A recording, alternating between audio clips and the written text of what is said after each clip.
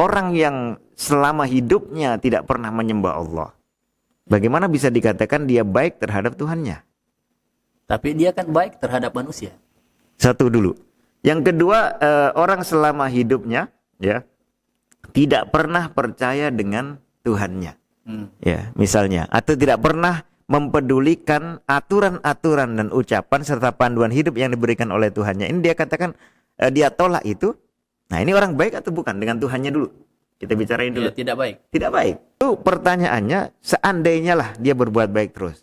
Atau katakanlah 50%-nya baik, 50%-nya jelek. Nah, 50% ini terus bagaimana? Iya, Nah, dia ini dibalas atau bagaimana? Ini dijelaskan oleh Al-Qur'an ya, bahwa ini adalah akan juga dibalas. Dibalasnya di mana? Dibalas di dunia. Oh, di dunia. Karena dia kan tidak beramal itu untuk mendapatkan pahala dari Allah di akhirat.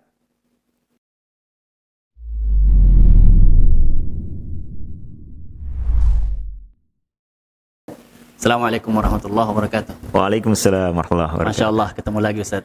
Alhamdulillah. Alhamdulillah, gimana kabar Anda? Alhamdulillah baik Ustaz. Gimana kabarnya? Alhamdulillah, sehat Ustaz.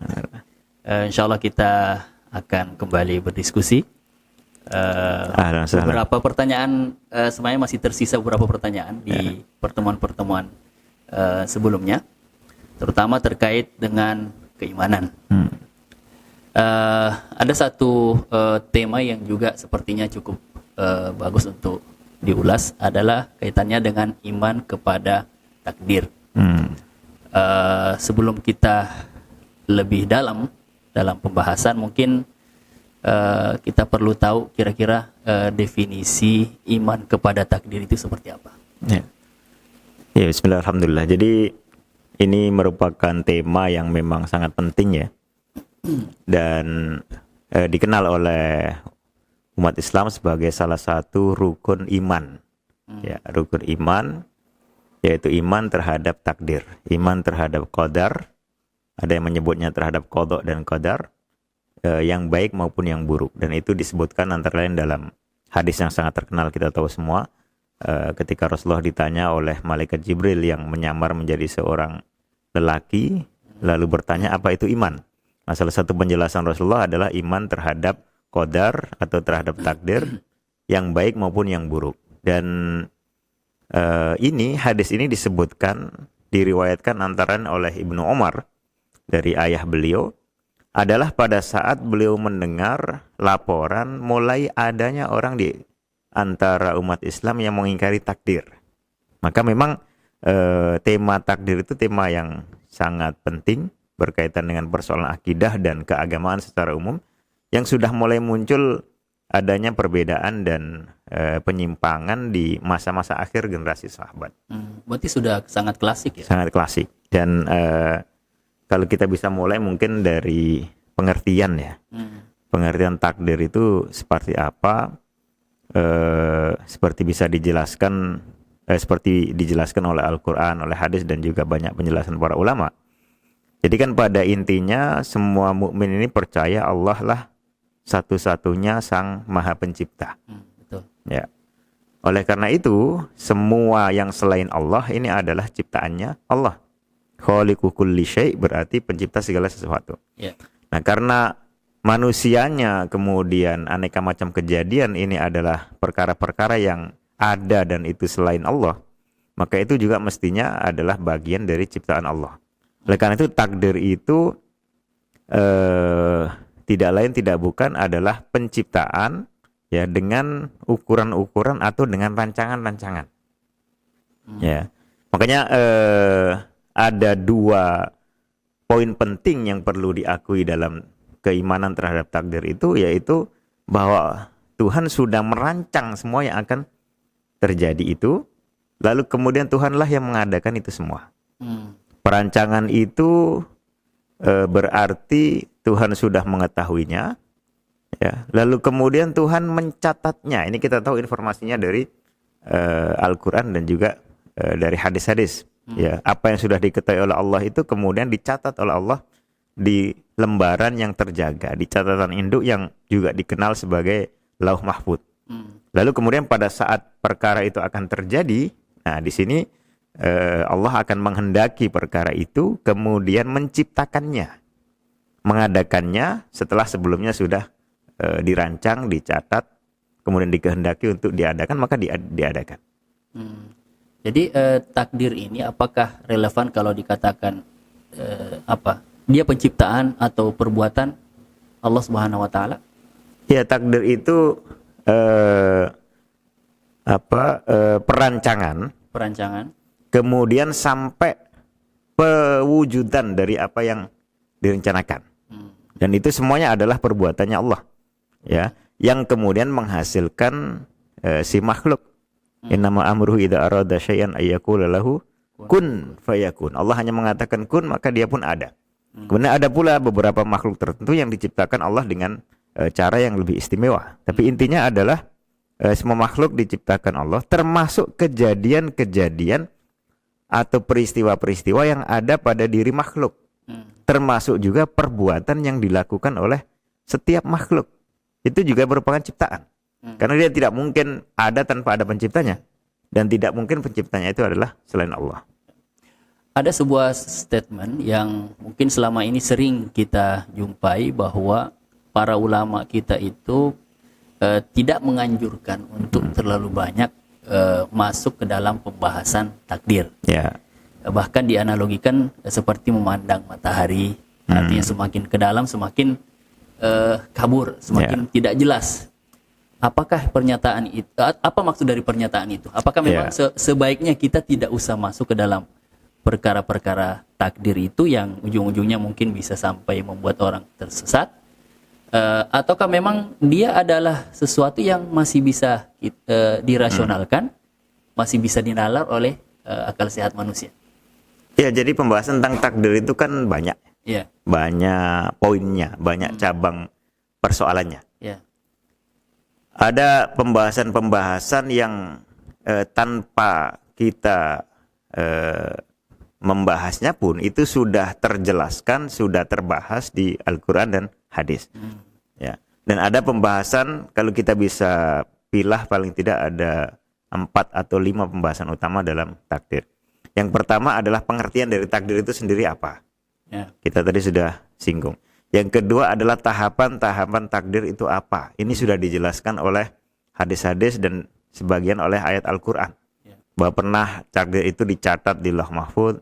Kemudian di hadis Ibnu Mas'ud diterangkan bahwa ketika manusia masih berupa janin di perut ibunya, itu pun ada pencatatan takdir mengenai amalannya, mengenai rizkinya, mengenai usianya, mengenai nasibnya, apakah bahagia atau celaka.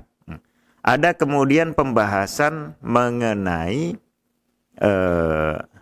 hubungan antara takdir ini, ya, dengan syariat. Hubungan antara takdir dengan syariat. Rasulullah pernah ditanya, apakah yang akan terjadi dan kita lakukan ini sudah tercatat di sana? Kata Rasulullah, ya, sudah kering tintanya. Artinya memang sudah dicatat, sudah ditentukan. Kemudian para sahabat bertanya, lalu kenapa kita berbuat? Ini kan berarti pembahasan mengenai takdir yang dihubungkan dengan perbuatan. Ya, perbuatan itu terkaitnya adalah dengan aturan mengenai perbuatan, yaitu dengan syariat. Kemudian ada pembahasan mengenai takdir yang dikaitkan, ya, dengan keadilan dan kebijaksanaan. Kalau yang pertama tadi itu nggak ada masalah orang masuk mempelajari. Ya. Nah, 4 ini tidak ada masalah sama sekali. Pembahasan mengenai pengertian takdir, ya, tidak masalah dan justru penting. Bagaimana kita mengimani sesuatu yang tidak kita pahami artinya. Pembahasan mengenai tahapan-tahapan takdir sangat penting. Dan tidak relevan untuk dikatakan jangan bicara soal itu, karena Rasulullah sendiri yang justru menjelaskannya.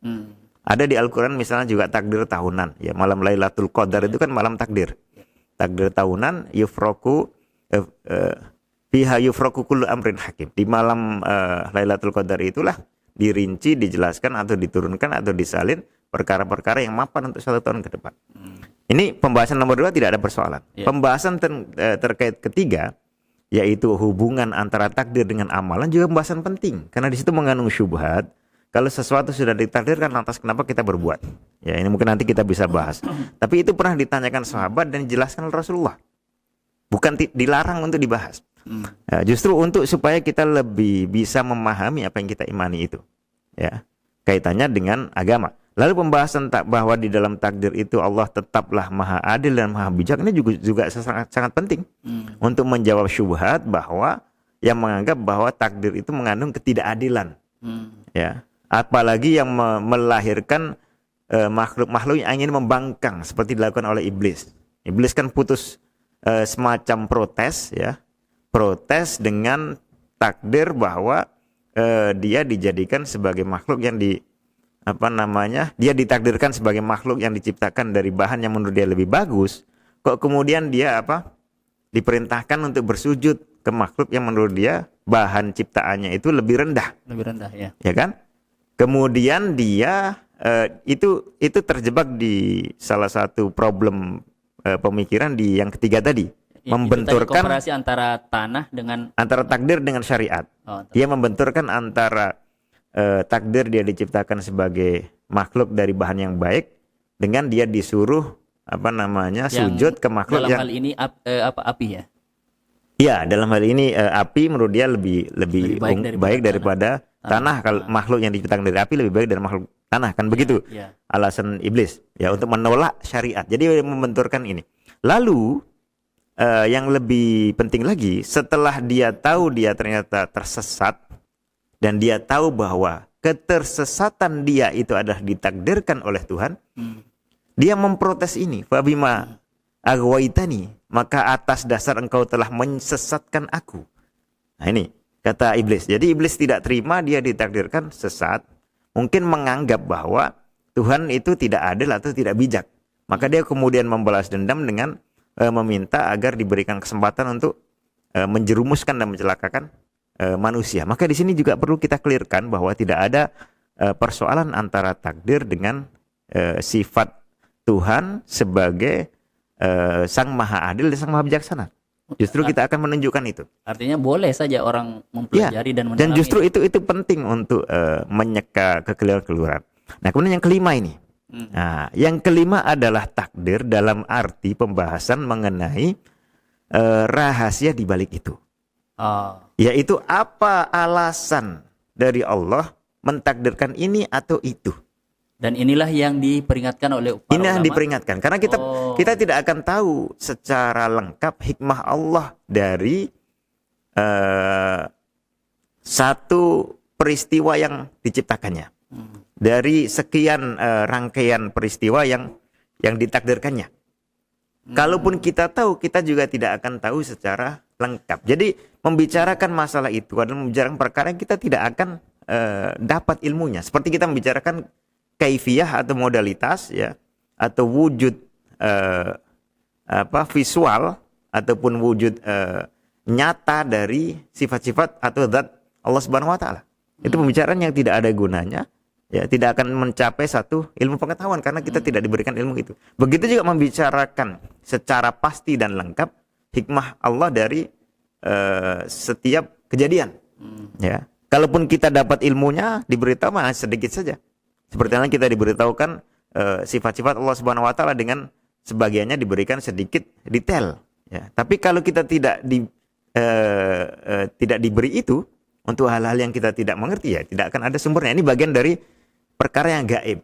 Berarti selama ini mungkin saya keliru saja. Karena saya memahami dari statement ulama tersebut, jangan terlalu banyak masuk dalam takdir itu, dan saya kaitkan dengan persoalan-persoalan yang kaitannya dengan misalnya keadilan tadi. Karena kadang-kadang memang selama ini ketika misalnya masuk ke dalam pembahasan itu kadang mentok. Kata kasarnya. Artinya justru para ulama banyak yang berbicara mengenai itu, menunjukkan bahwa Allah sama sekali tidak berlaku zalim, ya, dan tidak berlaku bodoh ketika menakdirkan perkara-perkara itu. Dan berapa banyak ayat di Al-Qur'an yang menegaskan wala yadlimu rabbuka ahada, bahwa Tuhan kamu tidak akan menganiaya kalian sama sekali. Padahal yang dilarang hanya hikmah ataupun rahasia di balik takdir. Di balik takdir ini. Ya. Adapun yang tidak dirahasiakan, bahkan diberitahukan ke kita atau dijadikan kita paham dengan akal sehat kita, tentu bukan sesuatu yang dilarang. Ya, terkait dengan konsep keadilan ini. Dan ini yang paling, menurut saya yang paling banyak dibahas dan menjadi polemik, ya. Ada yang mungkin pertengahan, ada yang pokoknya kadang mengambang. Ya. Ya. Salah satunya misalnya nih, sebagai contoh, ada orang kafir misalnya, bukan seorang muslim. Selama hidup di dunia, dia menghabiskan waktunya untuk melakukan perbuatan yang baik, Ya. membantu manusia, membantu orang miskin, menyantuni anak-anak yatim. Pokoknya di dalam kehidupannya itu semua perbuatan-perbuatan kemanusiaan, akhlak, semuanya baik. Ya. Tapi permasalahannya hanya dia kafir. Dia hidup, taruhlah misalnya hidupnya selama mungkin 60 tahun atau 70 tahun, terus meninggal dunia. Dalam konsep Islam itu kan jelas bahwa orang ini tetap Meninggal dunia dalam kondisi kafir. meninggal dunia dalam kondisi kafir. Jelas di dalam konsep Islam bahwa dia akan masuk ke dalam neraka. Ya. Nah, sisi keadilannya di mana? Sementara dia selama hidupnya Dia selama hidupnya berbuat baik, berbuat baik, kemudian di neraka disiksa. disiksa. Nah, itu tidak mungkin. Hmm. Tidak mungkin orang itu selama hidupnya berbuat baik sampai akhir hayat, kemudian di neraka malah disiksa mendapatkan keburukan. Ya kan konsep Islam seperti itu, Bang. Tidak. Kalau orang kafir berarti dia selama hidupnya melakukan perbuatan-perbuatan yang tidak baik. Oh, dari perspektif lain ini. Bukan dari perspektif lain. Ya. Kebaikan itu apa sih? Kebaikan itu kan berbuat adil dan berbuat ihsan. Adil, innallaha ya'muru bil adli wal ihsan. Ihsan. Jadi berbuat adil itu adalah memberikan semua pihak apa yang memang menjadi haknya. Menunaikan hak dari semua pihak. Ya. Ya. Lalu ihsan itu lebih lagi, walaupun lebih daripada haknya, diberi tambahan, itulah ihsan atau kebaikan tambahan. Ya. Misalnya kita menunaikan apa yang wajib, ya harus membayar Rp1.000, misalnya kita bayar Rp1.000. Ya. Terus kita tambahi lagi, itulah kebaikan. Ya. Kita harus sholat 5 kali dalam sehari semalam, kita lakukan, terus ditambahi lagi, itulah kebaikan. Ya. Nah, jadi orang yang selama hidupnya tidak pernah menyembah Allah, bagaimana bisa dikatakan dia baik terhadap Tuhannya? Tapi dia kan baik terhadap manusia. Satu dulu. Yang kedua, orang selama hidupnya ya tidak pernah percaya dengan Tuhannya. Ya, misalnya, atau tidak pernah mempedulikan aturan-aturan dan ucapan serta panduan hidup yang diberikan oleh Tuhannya. Ini dia katakan dia tolak itu. Nah, ini orang baik atau bukan dengan Tuhannya dulu? Kita bicarain dulu. Ya, tidak baik. Tidak baik. Jelas tidak baik. Kemudian kebaikan dengan orang lain. Sama, kebaikan dengan orang lain itu kan menunaikan hak dia, hak orang lain itu, atau memberi lebih. Ya kan? Atau memberi lebih. Memberi lebih ya? Memberi lebih. Ya. Artinya tadi al-adlu wal ihsan. Jadi kalau orang misalnya punya hak, ya katakanlah anaknya untuk diberikan nafkah, atau para pegawainya yang diberikan gaji. Menunaikan hak. Ya, menunaikan hak itulah batas minimal kebaikan. Lalu dia memberikan bonus, itulah kebaikan tambahan. Ya. Kan begitu? Ya, betul. Ya. Nah, selama dia hidup ini dia akan berinteraksi dengan banyak orang. Ada keluarganya, anak istrinya misalnya. Ya. Ada pegawainya, ada kawannya, ada semua juga punya hak. Ya. Termasuk orang-orang terdahulu ya, seperti para nabi dan para rasul. Ya. Nah, kalau dia melakukan kebaikan lengkap terhadap semua umat manusia itu, Ya. ya, ini semua kebaikannya ini tidak akan dibalas dengan dia dimasukkan neraka. Terus balasannya? Paham ya? Jadi ketika dia kemudian masuk neraka, itu bukan karena membalas kebaikannya ini, Oh ya, karena keburukan yang membalas lain. keburukannya. Tapi- Jadi dia selama hidup itu katakanlah punya 50% kebaikan, punya 50% keburukan, maka yang kebaikan ini tidak akan mengakibatkan dia masuk neraka. Oh ya, paham. Yang mengakibatkan dia masuk neraka adalah keburukan. Nah, Bukannya 50 kepada Allah. kepada siapa saja? Ya, maksudnya tadi kalau sebagai contoh tadi Iya. bahwa dia Meskipun mustahil orang kafir itu berlaku baik terhadap semua makhluk, itu mustahil. mustahil. Karena dia pertama mengingkari para nabi dan rasul yang sudah diutus untuk dia dan punya hak atas dia. Ya. Yang kedua, ada banyak orang yang juga punya hak secara aturan Tuhan untuk dia, misalnya dia orang kaya, harusnya kan berkewajiban membayar zakat. Betul. Dia tidak menunaikan itu karena tidak percaya dengan syariat zakat yang adanya adalah di Quran dan di hadis misalnya. Dia juga berarti telah mendolimi orang itu. Ya. Ya kan? Dia kemudian punya kewajiban untuk berkata baik, berkata jujur kepada orang lain, berdakwah. Selama ini malah bisa jadi dia mendakwakan kekafiran dan kesyirikan. Itu juga menganiaya orang yang dia dakwah itu. Makanya di Quran dikatakan al-fitnatu asyaddu minal qatl. Al-fitnah itu artinya merusak akidah orang. Merusak akidah orang yang itu adalah kezoliman juga. Kezoliman lebih zolim daripada membunuhnya. Oh.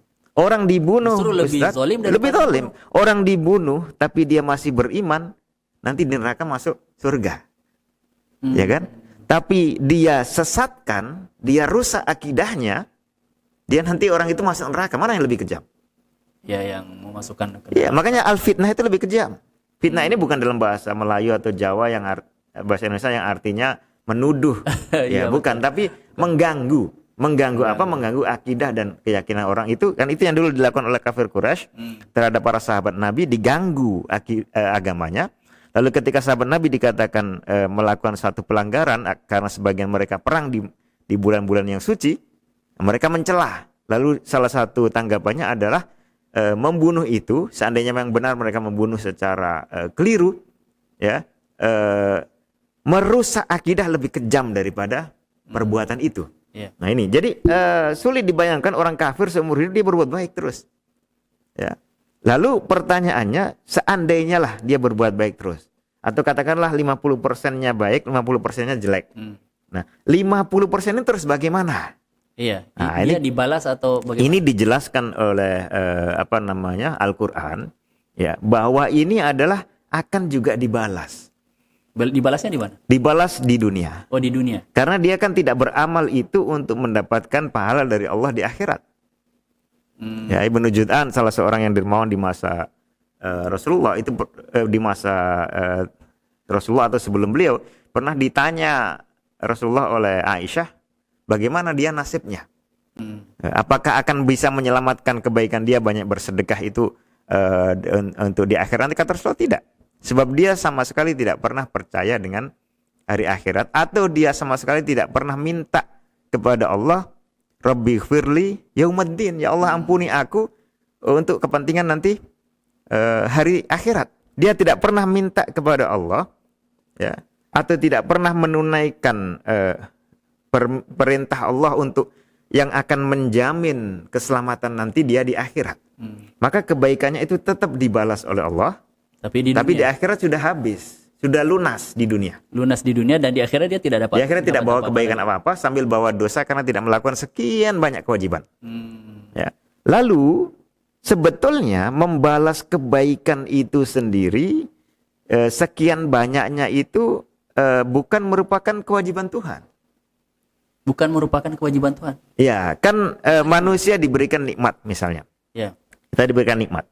Lalu kita diperintahkan untuk mensyukuri nikmat ini dengan melakukan beberapa amalan atau ibadah. Ya. Itu kan berarti sudah selesai mestinya. Kalau batas minimal memenuhi haknya. Ya. Ya kan? Tuhan tidak punya kewajiban untuk memberikan bonus tambahan. Ya, ya, ya. Karena justru hamba ini sedang menunaikan kewajiban yang harus dia lakukan. Ya. Kan orang kalau punya utang, pada saat dia bayar utang, tidak ada kewajiban dari yang memberi utang ini untuk menambah lagi. Betul. Atau memberikan cashback, tidak ada kewajiban itu. Makanya dalam hadis Mu'adz bin Jabal itu, beliau bertanya ke Nabi ya sallallahu alaihi wasallam, apa hak dari Allah yang wajib ditunaikan hamba? Kan begitu? Yeah. Jawaban Nabi adalah ayya'buduhu wa la yusyriku bihi syai'a. Mereka ini ibadah, itu haknya Allah, artinya kewajibannya hamba, dengan cara ibadah yang tidak ada syiriknya. Nah, ini kebaikan mendasar seorang manusia, setiap manusia. Dia harus beribadah kepada Tuhannya dan tidak boleh beribadah ke yang lain-lain. Artinya itu sudah pondasi segala kebaikan ya? Ya, itu pondasi segala kebaikan dan keadilan. Dia menunaikan haknya Sang Pencipta. Hak yang paling asasi dalam kehidupan setiap manusia. Yeah. Lalu pertanyaan lanjutan dari Mu'adz. Beliau mengatakan radhiyallahu anhu, apa kemudian hak hamba kalau dia melakukan itu? Kan gitu. Artinya kewajiban Tuhan. Ya, kewajiban Tuhan. Yeah. Yang mewajibkan ini bukan makhluk. Tuhan sendiri mewajibkan atas dirinya sendiri. Yeah. Ya. Jawaban Rasulullah apa? alla yu'adzibahum. Membebaskan mereka dari siksaan. Artinya tidak menyiksa mereka di api neraka. Jadi itu sudah impas. Kalau seorang hamba beribadah, ya, dan sebelumnya diberikan aneka macam nikmat oleh Tuhan, selama di dunia dan selama beribadah juga tetap diberikan nikmat oleh Tuhan, bahkan dia diberikan hidayah untuk bisa beribadah, itu juga nikmat baru, kan begitu. Yang perlu disyukuri lagi, gitu. Maka balasannya yang setimpal adalah dia dibebaskan dari api neraka, dari siksaan. Adapun nanti kemudian diberikan surga, ini bonus. Tambahan, jadi di atas keadilan. Gitu, satu kebaikan. Ya, dan itu memang ada kriterianya. Allah memberikan bonus itu ke siapa-siapa ada kriterianya. Itu orang yang beriman, beramal soleh. Ya, kemudian nanti di surga masih ada sisa kosong. Allah menciptakan makhluk baru yang belum punya belum punya jatah ke surga, jatah untuk diberikan bonus surga, tapi kemudian dimasukkan juga ke surga. Jadi bukan hanya keadilan akan dipenuhi oleh Tuhan, akan tetapi bahkan memberikan bonus lebih kepada siapa saja yang dikehendakinya. Adapun yang disiksa, ya ini memang karena akibat dari perbuatannya sendiri. Ya, kalau kita ambil kasus lain, ya, contoh kasus lain, misalnya ada orang yang mungkin muslim, setelah naudzubillah, kemudian murtad, misalnya dia melakukan kesyirikan yang membuat dia keluar dari Islam. Yang mungkin saja dia hanya lakukan dalam jangka waktu dalam tempo yang sangat singkat, mungkin 1 menit, 2 menit. Paling banter 10 tahun atau sekian puluh tahun lah. Iya. Gara-gara itu dia dijebloskan ke dalam neraka dan kekal selama-lamanya di dalam neraka. Nah, kira-kira perspektif keadilannya seperti apa, Dik? Ya, adil itu kan kita kembali pada definisinya. Adil itu adalah menunaikan hak. Atau adil itu adalah bersikap proporsional. Proporsional juga ada ukurannya, proporsinya. Ya, memenuhi proporsi itu, itulah adil. Bukan memperlakukan secara sama, setara. Bukan, karena yang diperlakukan kan beda-beda. Masa diperlakukan sama? Kan justru tidak adil. Ya, tapi memperlakukan sesuai dengan porsi masing-masing, sesuai dengan hak masing-masing. Itulah keadilan. Maka kezaliman adalah lawan dari itu, ya, yaitu sesuatu yang harusnya diberikan haknya ternyata tidak diberikan haknya. Kewajiban yang harus dilakukan ternyata tidak dilakukan. Itulah kezaliman. Nah, pertanyaan tadi sangat menarik, Ustaz. Jadi berdosanya katakanlah 1 jam atau 2 jam, atau bahkan katakanlah 60 tahun sekalipun. Kenapa disiksa lebih dari 60 tahun? Bahkan selama-lamanya. Bahkan selama-lamanya di dalam api neraka. Ya. Kalau kita kembali ke definisi tadi, sebenarnya tidak ada persoalan sama sekali. Karena adil itu adalah menunaikan hak dan kewajiban. Ya. Kemudian menghukum orang yang salah, kalau kita hanya bicara dari poin ini saja. Orang yang salah kemudian dihukum, yang menghukum ini adil atau tidak?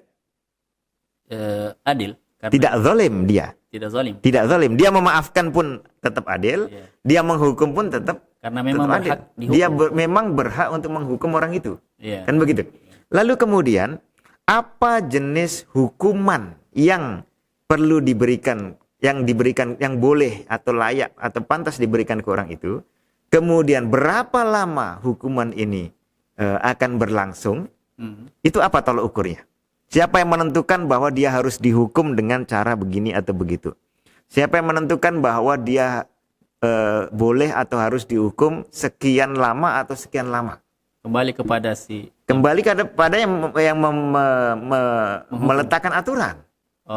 Kan begitu? Yang meletakkan proporsi masing-masing. Oleh karena itu, kesalahan 1 jam dihukum misalnya katakanlah penjara atau sisanya selama 1 tahun, sama sekali tidak bertentangan dengan keadilan. Orang bunuh itu paling hanya 5 menit. Tapi dia bisa dihukum bunuh atau dipenjara selama bertahun-tahun. Dan tidak ada orang berakal sehat yang protes itu kok tidak seimbang. Dia menghukum, dia membunuh hanya 2 menit. Kenapa dihukum selama bertahun-tahun? Karena apa? Karena jenis hukuman, kemudian lamanya hukuman itu bukan didasarkan pada lamanya kejahatan, tapi didasarkan kepada aturan maupun ancaman yang ada. Orang melakukan ini nanti dihukum begini. Ini ada pihak yang berwenang menentukan itu, kan begitu. Kalau kita bicara soal takdir, ya berarti itu sang pencipta, sang peletak aturan syariat. pihak yang menyuruh atau melarang manusia. Pihak yang menentukan ini salah, ini benar. Kemudian menentukan pula hukumannya begini, begini, begini. Nah, Benar juga ya, ternyata memang ada bukti konkretnya ya bahwa di dalam kehidupan kita. Ya, itu sebenarnya kita perkara yang common sense. Iya, di negara kita misalnya ada orang yang hanya membunuh mungkin hanya beberapa menit di penjara seumur hidup. Iya benar juga, memang perbandingannya ada di dalam dan bisa kita. Jadi tidak berdasarkan lamanya dia lamanya dia melakukan kejahatan. Nanti ada aturan-aturan yang hukumnya itu kisos. Kisos itu membalas setimpal. Nah, itu beberapa hal saja. Betul. Kalau misalnya ada orang yang ini juga sering dipertanyakan. Seseorang yang ditakdirkan oleh Allah Subhanahu wa taala lahir sebagai orang yang kafir. Ya. Kemudian tumbuh besar sampai dia meninggal dunia juga dalam keadaan kafir. Kafir. Kemudian dia dijebloskan ke dalam neraka. Pertanyaannya adalah kenapa dari awal Allah Subhanahu wa taala sendiri yang menakdirkan, memberikan kepada dia takdir bahwa dia seorang kafir, kemudian di ujung-ujungnya juga dihukum. Di mana letak keadilannya di situ? Sebelum saya jawab, terus siapa pihak yang diharapkan menghukum, siapa pihak yang diharapkan mentakdirkan? Apakah yang mentakdirkan ini Tuhan, kemudian menghukum orang lain, ya manusia misalnya, ataukah yang mentakdirkan ini pihak lain yang menghukumnya Tuhan? Ya harusnya mungkin kenapa nggak ditakdirkan dia sebagai seorang Muslim, kemudian dimasukkan ke dalam neraka? Nah, kembali lagi ke definisi ke dalam surga maksudnya. Ya, kembali lagi ke definisi keadilan tadi. Ya, ke definisi keadilan. Dia ditakdirkan sebagai menjadi orang kafir, ya, kemudian dia dihukum di neraka. Oke? Yang menakdirkan itu Tuhan, yang menghukum juga Tuhan. Tuhan tahu bahwa dia akan melakukan kekafiran, bahkan Tuhan pula yang menakdirkan dia melakukan kekafiran, lalu Tuhan pula yang menghukum dia setelah dia melakukan kekafiran. Ketika dia beri hukum itu, ya, keadilan adalah menunaikan hak dan kewajiban, serta tidak mendolimi orang. Ya. Pertanyaannya, dia dihukum di akhirat itu atas dasar dia sudah melakukan keburukan atau tidak? Iya, dihukum karena kekafirannya. Berarti hukuman ini adil karena berdasarkan satu tindakan kejahatan. Kan begitu? Tapi kan kekafirannya yang menentukan adalah Allah sendiri. Nah, Allah berwenang atau tidak untuk menentukan dia kafir atau bukan? Sang pencipta ini berhak tidak makhluk yang belum jadi ini mau disetting menjadi makhluk yang baik ataukah menjadi makhluk yang buruk? Punya wewenang atau tidak? Bisa jadi perspektifnya begini. Dia akan melihat kepada makhluk yang lain yang ditakdirkan jadi orang yang beriman. Loh, kok ini yang ditakdirkan beriman? Kan tidak masalah kalau memang dua-duanya sah, dua-duanya berwenang untuk dilakukan, yang satu diberikan bonus lebih kan tidak masalah. Iya kan? Kan tidak masalah. Saya misalnya punya 2 tamu. Tamu ini begitu datang ke tempat saya misalnya, atau jangan tamu lah, tamu karena tamu punya hak untuk disuguhi walaupun tidak ditentukan ya. Saya misalnya berjalan di tempat yang baru, saya ketemu 2 orang. Ya. Pertama ketemu di sebelah sini, yang satu ketemu di sebelah sana. Yang ketiga ketemu di sebelah sananya lagi. Di orang pertama saya kasih uang 1.000 sedekah. Yang aslinya saya tidak wajib memberi orang itu. Di orang kedua saya kasih uang 2.000 sedekah juga. Di orang ketiga tidak saya kasih apa-apa. Ini melanggar keadilan atau tidak? Tidak, karena saya tidak punya kewajiban untuk memberikan uang itu berapapun. Maka saya kasih berapapun itu adalah semata-mata kebaikan yang terserah saya. Kan begitu. Nah, Tuhan ketika menciptakan makhluk siapapun itu, makhluk ini sebelum diciptakan, apakah Tuhan punya kewajiban untuk menciptakan makhluk itu? Tidak punya. Tidak punya. Kalau Tuhan menciptakan, apakah berhak untuk menciptakan makhluk itu? Berwenang enggak? Berwenang, tidak melanggar hak siapa-siapa. Ya, betul. Ketika sudah diciptakan, apakah Tuhan punya hak, apakah Tuhan punya kewajiban untuk memberikan hidayah kepada tiap makhluk? Tidak punya. Tidak punya kewajiban. Siapa yang mewajibkan itu?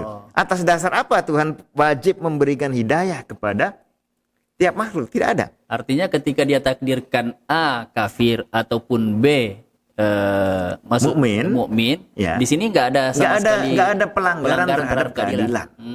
Karena tidak ada kewajiban apapun atas diri Tuhan untuk menjadikan ini mukmin ataupun kafir. Tapi ketika Tuhan sudah menakdirkan seseorang itu menjadi mukmin dari sejak balik sampai dia meninggal, disinilah Tuhan punya kewajiban untuk alla yu'adzibahum tadi, punya kewajiban untuk mengamankan orang baik ini dari siksaan api neraka. Karena orang ini dengan ditakdirkan baik sampai husnul khotimah, itu dia punya hak untuk diamankan oleh Tuhan dari siksa api neraka.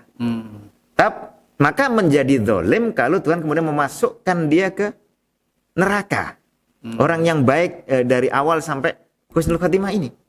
Dan itu tidak mungkin dilakukan oleh Tuhan. Inni haramtu dzulma ala nafsi.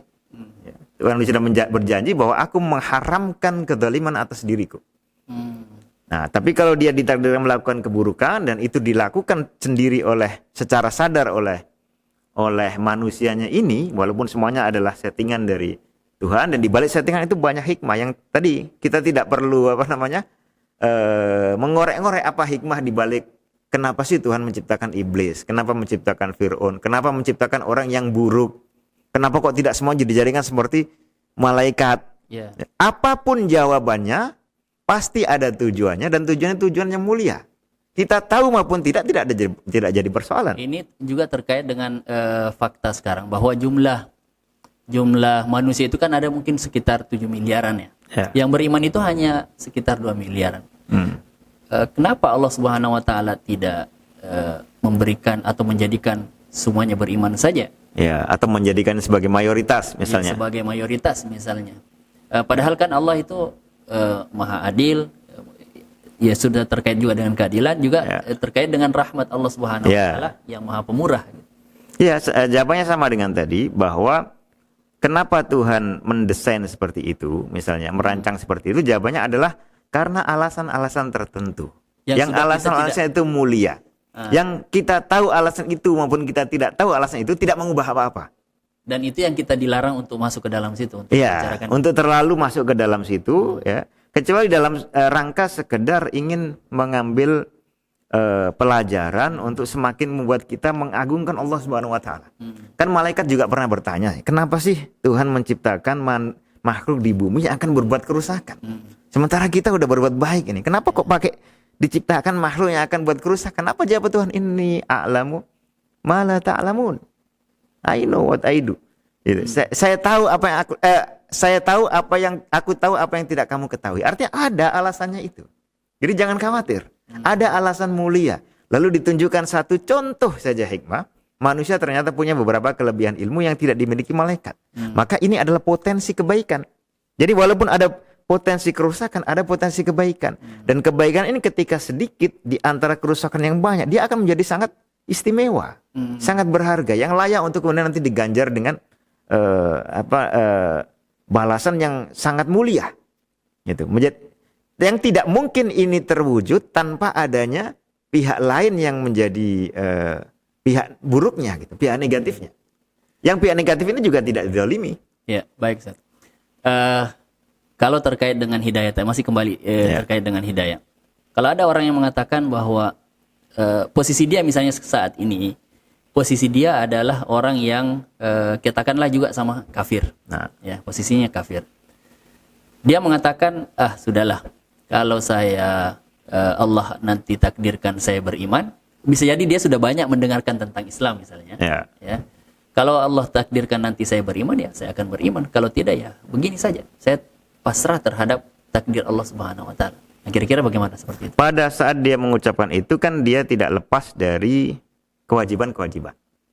Kewajiban apa itu? Misalnya beramal. Dia mengucapkan itu pada saat waktu subuh, ya dia saat itu wajib untuk bergerak melakukan salat subuh, kan begitu? Walaupun dia masih kafir. Iya, orang kafir kan wajib masuk Islam. Oh iya. Di waktu kapan dia wajib masuk Islam. Jadi dia tidak bisa dalam kondisi kafir, udahlah tergantung nanti takdir. Saat dia mengucapkan itu dia wajib masuk Islam. Kalau dia tidak melakukan itu, dia mendurhakai prinsip keadilan tadi. Sementara takdir itu urusannya adalah merancang apa yang akan terjadi. Yang akan terjadi ya pasti akan terjadi. Ya. Sementara syariat ini mengurus apa yang harusnya kita lakukan, kita inginkan, kita kehendaki, kita upayakan, kita semangati, apa yang tidak. Kan begitu. Nah, bicara soal perbuatan yang dilakukan oleh seorang hamba, apa yang harus saya lakukan, apa yang harus saya tinggalkan, itu bicara soal syariat, bukan soal takdir.